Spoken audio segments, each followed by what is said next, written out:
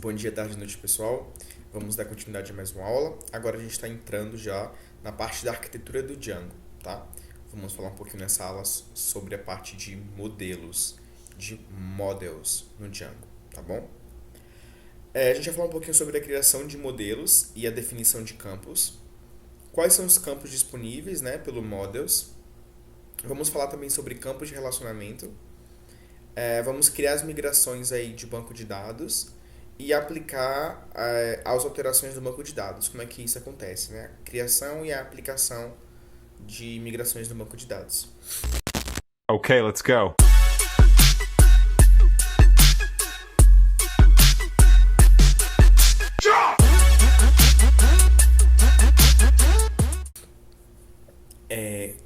Quando a gente fala de criação de modelos, né?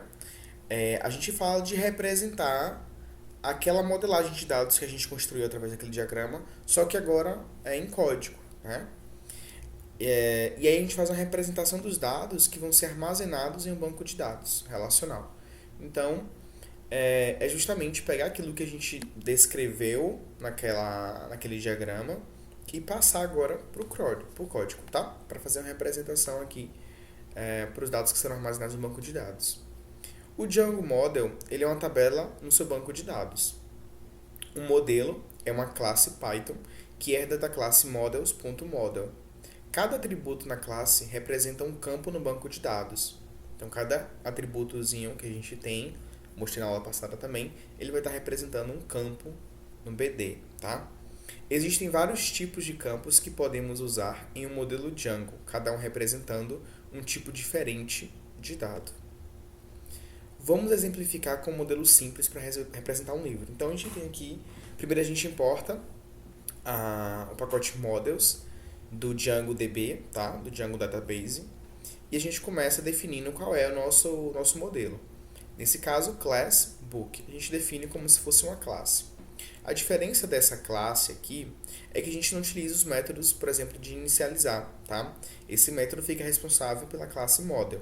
E a gente vai herdar justamente ela para poder aproveitar aí esses métodos já construídos, tá bom? Então a gente vai importar o models.model e vai adicionar simplesmente os nossos campos do banco de dados. É isso que a gente vai fazer. Então vai ter um título, a gente vai chamar o models charField, que é o tipo definido por models, né? O parâmetro obrigatório, que é o tamanho para charField. Autor, a gente coloca o charField também, com tamanho obrigatório. Data de publicação, um campo de data. Número de páginas, um campo de inteiros, beleza? E é assim que a gente define mesmo, é algo bem tranquilo, bem simples. Os atributos título, autor, data de publicação e número de páginas vão ser mapeados para colunas da nossa tabela. Então isso aqui, que a gente construiu, que vai construir em Python, vai ser transcrito para isso aqui, tá? Vão ser mapeados para isso aqui. Vai ser um create table, my app book, vai ter um ID, um title, um author, um publication date, um pages, beleza? E vai ser assim que vai ser definido os campos. Nesse caso aqui, título tem 100, né? E 50, aqui tem 30 e 30. Mas dá para entender como é que está sendo organizado aqui, né? Inteiro vai ser um grande inteiro, não big int, não pode ser nulo, vai ser uma primary key, tá? Uma APK, e vai ser gerada aí por padrão, beleza? Notas da documentação. O ID é adicionado automaticamente, mas esse comportamento pode ser substituído. Consulte campos de chave primária automática. Então, foi o que eu falei para vocês na aula passada também, né? O Django ele já acrescenta ali uma PK para o nosso modelo, beleza? Então, quando a gente instancia, auto-incrementado os valores de identificação daquele objeto que a gente criou e vai criando com o tempo, né? É auto-incrementado. Mas você pode substituir também. Para saber como é que a gente faz isso, a gente pode acessar os campos de chave primária automática. Eu não exemplifiquei, não trouxe muito sobre isso aqui, porque assim, o mais comum é a gente realmente utilizar a identificação que foi colocada pelo próprio Django, tá? Como a gente não vai ter nenhuma configuração de identificação, sei lá, padronizada, como uma matrícula, algo do tipo, no momento esse tipo de identificação já é interessante para a gente, beleza? O SQL nesse exemplo é formatado usando a sintaxe PostgreSQL, mas o Django usa SQL adaptado ao back-end do banco de dados, especificado em seu arquivo de configurações. Então, lembra que eu falei também que o SQL era para ser uma linguagem padrão, né? Mas aí cada empresa foi adicionando características e começou a existir diferentes tipos de SQL. Mas o Postgre ele tem esse padrão aqui de dados, tá? Na verdade, o padrão de dados vocês ainda vão ver, né? Eu vou passar aqui. Mas ele vai ter um padrão de dados e aí o Django utiliza esse padrão aí, beleza? Mas o Django, você pode colocar qualquer outro banco de dados no arquivo de configurações, tá bom? Quando eu disponibilizar aí o slide, vocês vão conseguir acessar também esses links aí. Uma vez que tenha definido seus modelos, você precisa dizer ao Django que irá usar aqueles modelos. Faça isso editando seu arquivo de definições e alterando a definição do installed apps para adicionar o nome do módulo que contém seu models.py. Quando adicionar novas aplicações ao installed apps, tenha certeza de rodar make migrations e migrate. Então, quando a gente criar nosso aplicativo e a gente for criar nossos modelos, para a gente poder, na verdade, usar qualquer parte do nosso aplicativo, tanto as views, os models, templates, o que a gente for precisar usar do nosso aplicativo, ele precisa estar registrado na parte de configurações do nosso projeto. Então lembra que quando a gente faz um Django Admin Start Project e o nome do projeto, ele por default, por padrão, adiciona vários arquivos e um diretório no nosso projeto, no nosso diretório. Um desses arquivos é o settings.py, correto? Quando a gente está na pasta do projeto e a gente coloca um Python, manage.py, runserver não, start app e o nome do aplicativo, ele vai criar um outro diretório com os arquivos padrões desse aplicativo, beleza? Lembra disso? E aí, quando a gente for no models do nosso aplicativo, que tem lá o arquivo models, né? E adicionar o nosso models, a gente sempre precisa lembrar também, e na verdade sempre que a gente criar o nosso aplicativo, a gente sempre precisa lembrar disso, de ir lá em settings.py, no projeto, e adicionar o aplicativo, beleza? Adicionar o nome do aplicativo na parte de installed app. Se eu não me engano, é uma lista. Então, nessa lista, você vai para o último elemento, adiciona, entre aspas, o nome do aplicativo, bota uma vírgulazinha, salve e pronto. O Django, quando for rodar, já vai ter esse aplicativo instalado, já vai poder acessar ele para poder fazer as migrações do banco de dados e todas as outras informações. Beleza? Depois que a gente fez as alterações, criou os modelos, definiu os campos, a gente precisa salvar isso, criar essa tabela definitivamente, né, no banco de dados. E para isso, primeiro a gente precisa rodar as migrações, que é o Make Migrations, onde ele vai criar um arquivo, uma pastazinha, um diretório, onde ele vai registrar as versões das migrações que a gente criou. Ou seja, as edições que criamos dentro do nosso modelo. E o Migrate, ele vai simplesmente pegar essas migrações e adicionar no banco de dados. Tá bom? Fazer migrar, né? Existem vários campos prontos no Django para satisfazer suas necessidades, mas se precisar, você também pode criar. Lembra que eu falei que cada linguagem hoje, cada SGBD do banco de dados, né, cada sistema de gerenciamento de banco de dados, ele tem ali seus tipos definidos, né? Alguns têm uns tipos específicos, outros têm outros. Tem alguns que são incomuns, como os básicos, mas alguns tipos podem variar. E esse pode ser o caso daqui também. Como ele está usando o padrão ali do Postgre, tem a quantidade de tipos que o Postgre define. Se você quiser criar outros campos, você pode fazer isso também, tá? Dando uma olhadinha na documentação do Django, a gente consegue ver como a gente pode fazer isso. Vamos comentar sobre os principais campos e seus parâmetros. Para verificar todos os campos disponíveis, tem a documentação disponível nesse link. E para você poder criar os seus próprios campos, tem nesse link aqui também na documentação. Beleza? Então, quais são os campos principais aí, né? A gente tem o char_field, que ele é uma string de comprimento limitado, então a gente tem que passar com esse parâmetro obrigatório aqui um número, um valor, para poder limitar esse comprimento, beleza? Tem o text field, que é um texto longo, ele já não tem comprimento limitado e por isso a gente não precisa passar o parâmetro obrigatório de tamanho máximo. Tem o campo de inteiros, né, que é para números inteiros. Tem o float field, que é para números decimais. O boolean field, que é para valores booleanos. O date field, que é para datas, beleza? Campo de datas. O datetime field, que já registra agora datas e horas. Time field, horários. Email field, endereços de e-mails válidos. Então ele também faz a verificação quando você adiciona um e-mail, tá? File field para arquivos. Image field para imagens. Cada campo tem parâmetros opcionais adicionais que podem ser usados para ajustar seu comportamento, como null, blank, default, entre outros, que são as constraints, né? As restrições, que a gente já viu lá no BR Modelo também. Quando a gente cria uma tabela e vai adicionar uma coluna, a gente vê algumas restrições. Vai ser not null, ele vai ser uma primary key, uma foreign key. Então a gente consegue utilizar isso como um parâmetro aqui no Django, tá? Pegar aqueles comportamentos e adicionar aqui no Django como parâmetros. O char_field, por exemplo, tem um parâmetro choice, que permite você inserir uma coleção de tuplas para representar escolhas para o usuário. Então a gente consegue, aqui o char_field, a gente tem um tamanho máximo, que é um parâmetro obrigatório, beleza? E eu coloquei dois novos parâmetros aqui opcionais, que são o choices e o default. O choices eu consigo passar uma tupla de tuplas, beleza? E eu coloquei como default aqui um fazendo. Já vou falar um pouquinho desse default.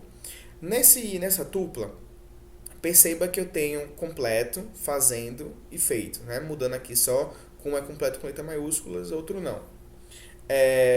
Esse primeiro a gente chama de estado, tá? É como se fosse o estado que ele vai obter.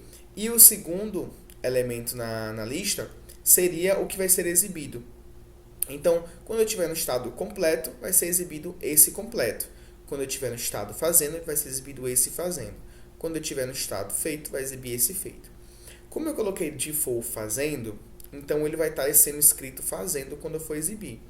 Então, nessa parte de char_field, ele é limitado a escolhas, né? Porque char_field ele é um campo, uma labelzinho, onde você escreve o que você quiser. Só que quando a gente faz uma restrição, ou seja, adiciona escolhas a serem feitas, ele vem com essa abinha de seleção aqui do próprio HTML, na verdade, né? Então, o fazendo, ele já vem default, ele já vem padrão na categoria. Então, vai exibir lá a categoria, 2 pontos, o fazendo, e a setinha para você poder visualizar as outras possíveis escolhas. E aí, todas as escolhas que vão aparecer aqui são justamente as escolhas que estão registradas nessa tupla de tuplas chamada status. Beleza? Então, esse aqui é um exemplo, né, de um campo disponível aí no char_field para a gente poder adicionar o parâmetro de escolha aí. E a gente também tem campos de relacionamento, que é o foreign key, que já falamos, e o many-to-many field também, que a gente já tratou um pouquinho sobre isso, né? É uma relação de muitos para muitos. O foreign key é usado para criar uma relação de chave estrangeira com outro modelo no Django. Já expliquei para vocês o que seria uma foreign key, né? Se esqueceu, volta para a aula passada, que já tem lá tudo explicadinho. O many-to-many field, ele é um campo usado para criar uma relação de muitos para muitos com outro modelo no Django. Então foi aquilo que eu falei para vocês. Lembra daquele problema que existe quando uma entidade precisa registrar vários objetos, por exemplo, ou vários registros de uma outra entidade, e essa outra entidade também precisa registrar vários registros dessa primeira entidade, a gente tem um problema de muitos para muitos. Como que a gente resolve isso? Eu falei para vocês na aula passada que a gente geralmente cria uma terceira entidade para poder fazer essa relação. O Python, o Django, ele explicitamente não mostra isso pra gente, tá? Implicitamente ele faz isso. Deixa eu ver se tem um exemplo aqui. Tem sim, então já falo dele. Mas ele não deixa explícito pra gente essa criação de uma terceira entidade, mas por trás dos panos ele cria uma terceira entidade para fazer uma relação e a gente pode acessar. Mas a gente não vai usar esse padrão aqui, tá? A gente vai usar aquele padrão que eu falei para vocês na aula passada. A gente mesmo vai criar uma terceira entidade e vai colocar as relações dentro dele, tá bom? Então, o foreign key. O campo foreign key, ele é usado para criar uma relação de chave estrangeira com outro modelo no Django. Isso significa que ele estabelece uma relação de um para muitos entre o modelo atual, modelo que contém o campo foreign key, e o modelo referenciado. Ele requer dois argumentos posicionais: a classe para o qual o modelo está relacionado, to, e a opção onDelete. O campo author em book é uma foreign key que se relaciona com o modelo author, indicando que o autor pode ter vários livros, mas um livro pertence apenas a um autor. Então, o que ele quer dizer aqui? Se eu tenho uma foreign key no livro, isso já falei para vocês no ano passado, se eu tenho uma foreign key no livro, significa o quê? Que um autor pode ter vários livros, mas necessariamente aquele livro só pode ter justamente esse autor que está registrado, porque ele não tem uma lista de autores, ele só tem um autor aqui registrado, então cada livro só pode ter um autor. Beleza? Como é que funciona o uso do foreign key? A gente chama o foreign key, fala de onde vem esse foreign key, então esse foreign key vem de autor, e aqui automaticamente ele já pega a PK de autor, né, e adiciona aqui, e onDelete models cascade. A gente vai falar disso aqui também. O campo de autor em livro, né, ele é um foreign key que se relaciona com o modelo autor, indicando que um autor pode ter vários livros, mas um livro foi justamente o que eu falei aqui, né? Foi exatamente isso. Mas o que tem aqui? No diagrama, né? A gente só está verificando agora no diagrama aquilo que a gente acabou de ver aqui no código. Um autor, ele pode ter vários livros, porque ele não tem nenhuma necessidade, nenhuma restrição aqui sobre livro, né? Ele não tem nenhum livro registrado aqui para obrigatoriamente deixar o autor responsável, restrito a apenas esse único livro. E aí o livro, ele só pode ter um autor. Por quê? Porque ele guarda o ID do autor. Ele guarda essa foreign key do autor, tá? Então isso restringe o livro a ter apenas um autor, porque ele não pode ter uma coleção, né? Quando você define um campo foreign key em um modelo Django, ele retorna a chave primária do modelo relacionado para a variável associada. Então, quando você define a foreign key aqui, né, no inbook, ele pega a primary key de autor, porque você passou o autor como parâmetro, e você vai ter a primary key de autor na entidade book. Agora vamos falar sobre o onDelete. Esse onDelete, ele é um parâmetro obrigatório no campo de foreign key. E ele vai determinar o que acontece com os objetos relacionados quando o objeto referenciado é excluído. Então, imagine nesse caso do autor e do livro. O livro, ele guarda a identificação de autor, mas se o autor for excluído, o que acontece com os livros que foram registrados por esse autor? É isso que o onDelete, ele pretende informar, tá? Pretende registrar, na verdade. O caso do Cascade, ele é realizado uma exclusão em cascata. Então, isso significa que quando o objeto referenciado é excluído, ou seja, quando o autor é excluído, todos os objetos que têm uma chave estrangeira para esse objeto também são excluídos automaticamente. Então, todos os objetos do tipo livro, que têm essa chave estrangeira de autor, também vão ser excluídos automaticamente. Então, aqui eu só trago esse exemplo que eu acabei de dar, né? Então, se um autor tem vários books, tem vários livros, e o autor for excluído com o delete, o tipo cascade, todos os livros escritos por esse autor também serão excluídos. Mas tem outros tipos de onDelete também, tá? Vocês conseguem acessar aqui para conseguir verificar esses outros tipos aí, onde ele pode setar um novo default, enfim, tem vários exemplos que você pode utilizar. Esse aqui é só um exemplo, talvez o mais merece mais atenção, assim. Mas tudo, claro, né, vai depender do projeto, do que você precisa para aquele projeto. Então, tem várias opções aí para você poder escolher a que mais se encaixa no que você precisa, tá bom? E o que seria o Many-to-Many Field, né? Ele vai criar uma relação de muitos para muitos com outros modelos. Ele permite que cada instância no modelo atual possa estar associada a várias instâncias no modelo referenciado e vice-versa. Então, o modelo referenciado também pode ter uma instância do modelo atual e estar associado a várias... Não, uma instância do modelo referenciado e várias instâncias do modelo atual. Porque é o vice-versa, né? E acaba confundindo muito. Mas eu tenho duas entidades, essa entidade pode ter muitos objetos dessa entidade, e essa outra entidade pode ter muitos objetos dessa outra entidade. Tá bom? Então é o Many-to-Many Field. Como é que a gente resolveu isso na aula passada? Criou uma terceira uma entidade para fazer a relação entre essas duas. O Django, ele faz isso por trás, mas ele tenta simplificar para você. Então, como é que ele simplifica? Você só coloca o Many-to-Many Field em uma das entidades. Nesse caso, Book registrou os autores aqui, tá? Deixa eu ver se eu trago... Não. Mas, se você quiser pesquisar depois o autor, todos os livros que ele cadastrou, ou o livro também, todos os autores que registraram aquele livro, né? Você consegue acessar isso também através desse campo, beleza?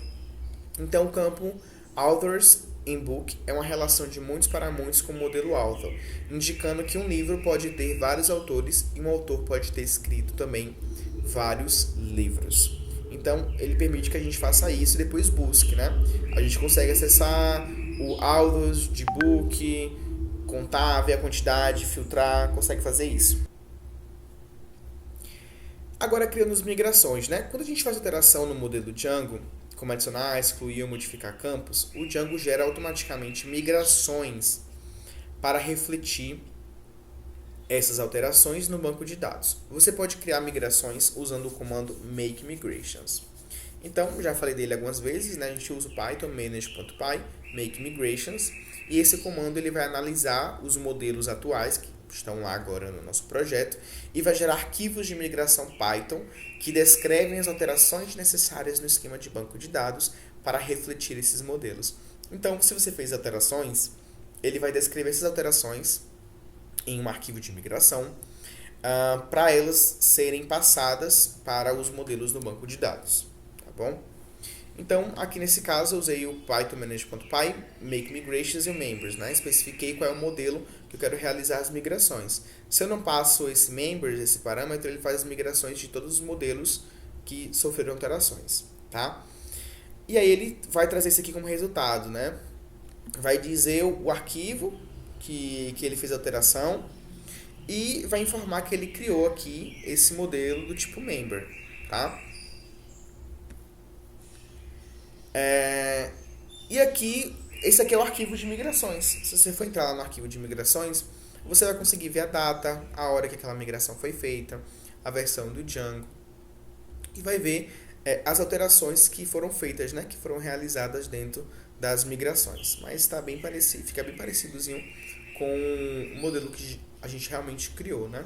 Ele só diz quais são as dependências, quais são as operações que foram feitas. Nesse caso aqui foi criado o modelo, o nome do modelo, quais são os campos desse modelo, ID, e qual é o tipo de ID. Aí ele passa aqui nessa tuplazinha, passa quais são os outros parâmetros nessa tupla. First name, last name, outros fields, outros campos aí também. Beleza? Esse aqui é um arquivo de migração.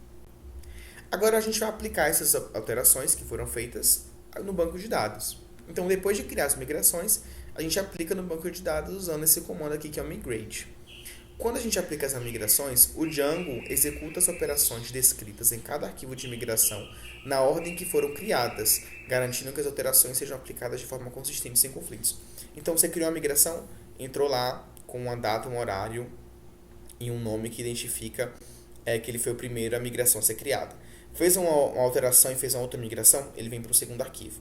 Aí fez uma terceira, vem para o terceiro arquivo.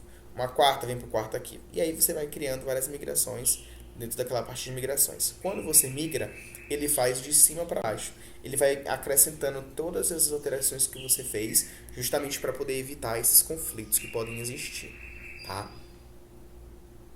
E a gente roda o migrate e ele vai mostrar quais migrações foram feitas, né? O de admin, que acontece sempre, o auth também acontece sempre, que são justamente migrações padrões ali, né? Falei para vocês, para a gente criar, por exemplo, um super usuário, a gente precisa aqui dessas duas tabelinhas, né? Então ele faz essa criação quando a gente roda, mesmo se a gente não tiver modelo nenhum, tá bom? E ele aplicou justamente o arquivo aqui, members initial, que é o arquivo inicial de migrações que acabou de ser feito, né? Que eu acabei de apresentar aqui. Então a migração foi feita aqui, mostrando que criou a tabela, e ele aplicou essa migração, tá bom? Esse arquivo de migração. E aqui é o seguinte, se você quiser verificar, né, a estrutura SQL que foi executada quando a migração foi feita, é só você fazer isso aqui. Passa o Python, o manage.py, usa o comando SQL migrate, o nome do modelo que você quer verificar e justamente o arquivo, né, que foi efetuada aquela migração. E aí ele vai resultar nesse output aqui, que é justamente mostrando a estrutura SQL que foi feita para poder fazer a criação. Então, create table, members, passa o ID, tá, os parâmetrozinhos, os outros campos, tá bom? Então aqui ele mostra esse campo, se vocês quiserem, né, tiverem a curiosidade de verificar o que vocês construíram em Python, né, o modelo do Python passando para a estrutura SQL, é só passar esse comando aqui na migração que ele vai exibir para você qual comando aí foi meio que compilado, foi criado, tá bom? E é isso. De novo, mais duas leiturinhas. Dessa vez eu vou passar esses arquivos que eu coloquei aqui como informações, né, adicionais, para vocês terem mais uma noção aí. Eu não falei tudo nessa aula, porque senão ela ia ficar muito longa, mas é muito interessante vocês fazerem a leitura desses arquivos, pelo menos desses campos principais. Tá bom? Valeu, gente, e até a próxima aula.